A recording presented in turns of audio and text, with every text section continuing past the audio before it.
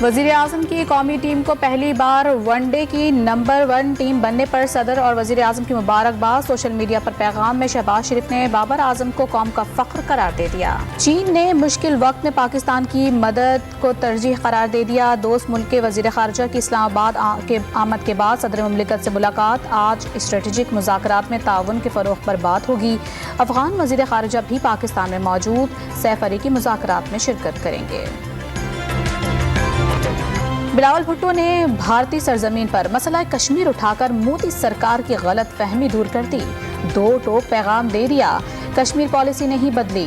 5 اگست 2019 کے یک طرفہ اقدامات واپس لینے تک مذاکرات کا ماحول سازگار نہیں ہوگا۔ عمران خان نے چیف جسٹس سے اظہار یکجہتی کے لیے آج سڑکوں پر نکلنے کی کال دے دی۔ عوام فیصلہ سازوں کو پیغام پہنچائیں، وہ عدلیہ کے ساتھ ہیں۔ اسد عمر کا ٹویٹ۔